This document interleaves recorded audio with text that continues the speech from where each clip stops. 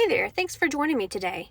If you have ever wondered how you can have tea parties, TEE, with your t-shirts online or on Facebook, I have an awesome step-by-step tutorial that works great for me that I want to share with you. I have had a lot of people ask me how I do it, how I run it, what does it look like on the inside, how do you work things. So if you will just stick with me, this video is going to be in 2 parts.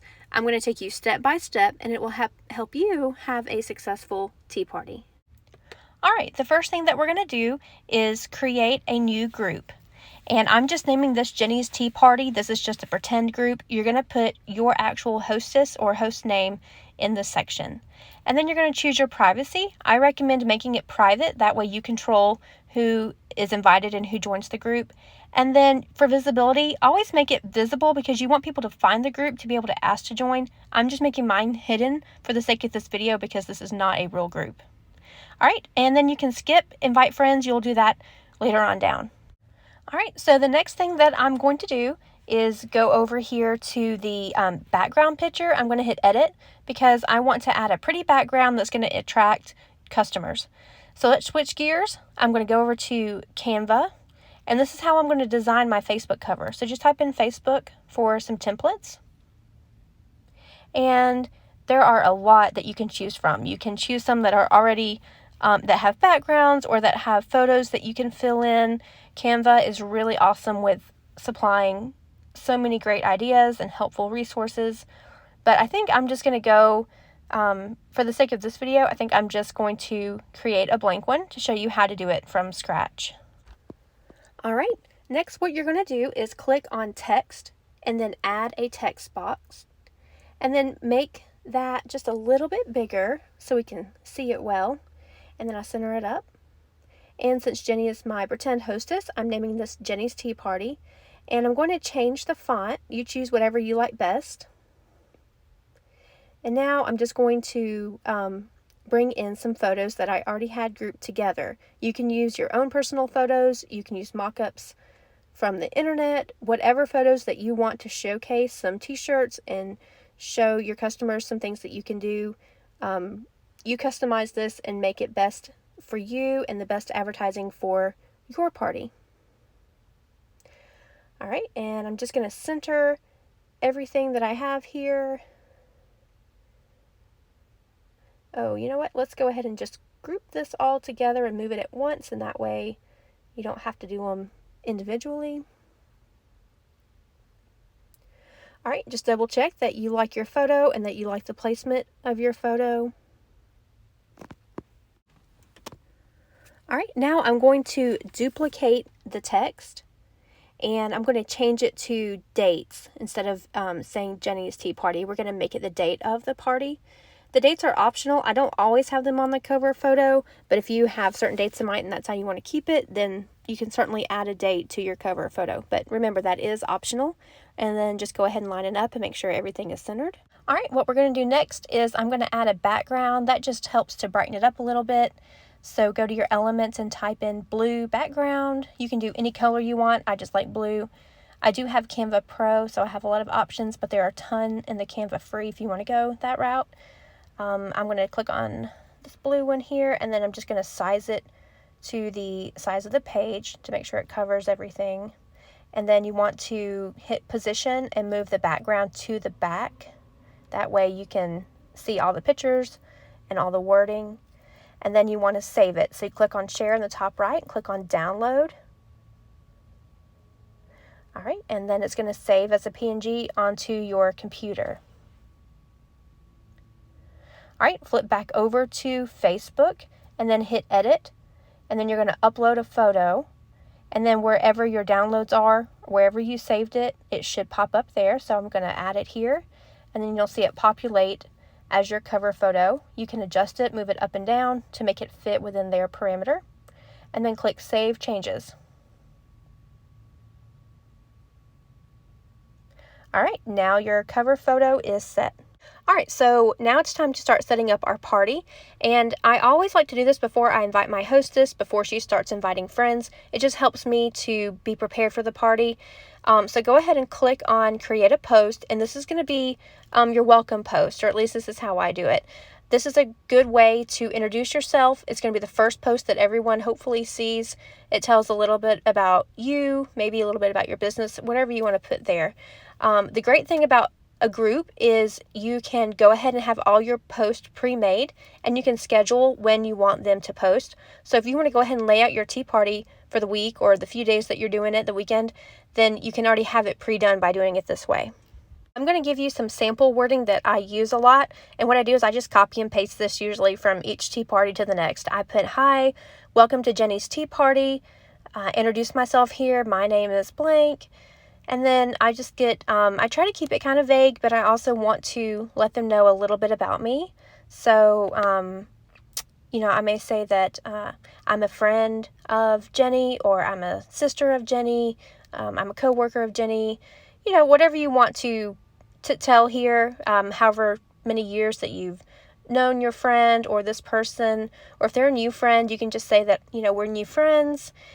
Maybe in this spot, you can continue to tell a little bit about yourself.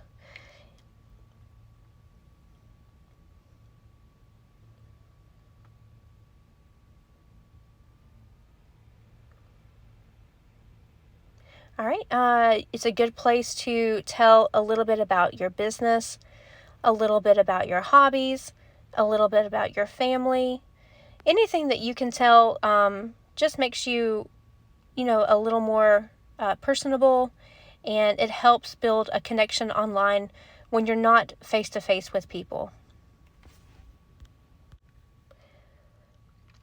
Telling why you started your business or what you are passionate about, telling those kind of things. Maybe telling about the different products that you offer, if you do shirts or cups or mugs or coasters. Obviously, you might not want to list all 20 things that you do, but it gives other people and new customers an idea of what you can offer them.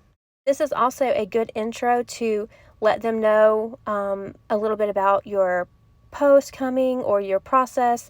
So usually I'll say, I'm going to be sharing a few more posts with info on my process, pricing, sizing, and how to win prizes, and what a tea party is. Then I'll post the fun stuff, the teas. So I like to get all the business stuff posted first and get that out of the way. And make sure that you always post that if they have any questions, that they can feel free to ask at any time. All right, I like to add photos to my post. That helps them to be seen and people to find them. So I have this cute little welcome photo that I use a lot. Sometimes I'll change it up. So I'm just going to add to photos and then click on my welcome. And then I like to hashtag each post. That way, if someone wants to go back and find it easily, they can search it using those keywords. And then I'm going to hit post. Now you can schedule this one to come at a certain time, or you can just go ahead and post it because it's going to be your first post and it's just going to be there. And after it's posted, I just scroll down to make sure that it is there, everything's correct, and I can see what the customers are going to be seeing. If I need to make any changes, now would be the time to hit edit and make some changes. All right, and now I'm going to go ahead and add my next post. And remember, getting all the information out first is best, or at least I think it is. And it's always there so the customers can come back to it and find it if they have questions. My next post is about what I offer. And a sample of what I might say is, I'll be offering 2 types of shirts: sublimation, which are very sought after, and screen print transfers, also much desired. So you can put about screen prints, you can put about sublimation, whatever shirts you offer, vinyl, anything like that, you can include that here. You give as much information as you would like to give. I tell a little information about what sublimation is, maybe what screen print is, maybe how they differ. I talk about with sublimation how it's really important for them to know that I can't print anything in white, and how light colored shirts are better for sublimation. So whatever key facts you want to give, this is the perfect place. And then I like to add my my little photos in there again, like I try to put on each post. And I will try to link these somehow or have a way you can upload them.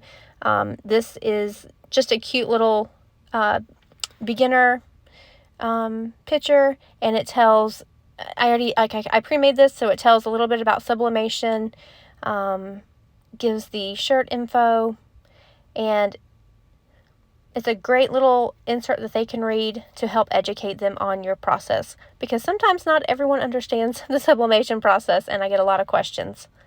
And then I'm going to add my hashtag again, so that helps them find some, like an easy reference to find the post.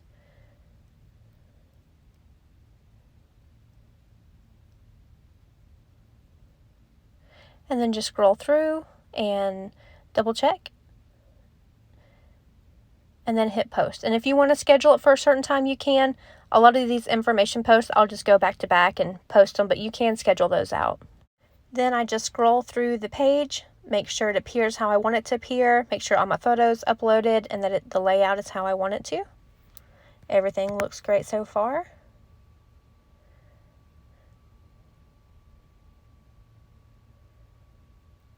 All right, now let's create our next post. All right, so this post is where I tell about my colors and options, and usually I say something along the lines of COVID hit manufacturers pretty hard for 2020. A lot have not been able to keep up and restock. I might be out of some colors and some sizes for different reasons.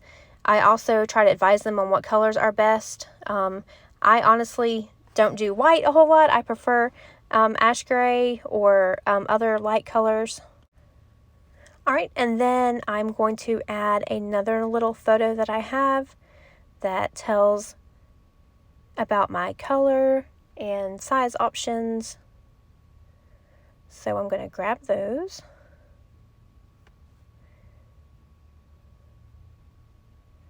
All right, and then I also have some pre-charts made. I think I actually found these online, maybe from one of the manufacturers where I order shirts, and it has the shirt sizes, how to measure, to get the correct size. I also pre-made some color options. So these are color options that I know are relatively in stock or in the stock from where I order the most. And these are colors that I know do well with sublimation. So I went in Canva and just made my own color chart so they can look at the shirts and choose the color that they want. And it makes it very easy for me.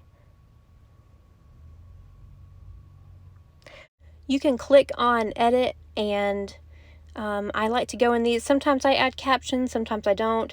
And I'm just going to show for the video purposes, I do not offer all these colors for sublimation. Some of them are for like vinyl or screen print. Some colors obviously are too dark for that.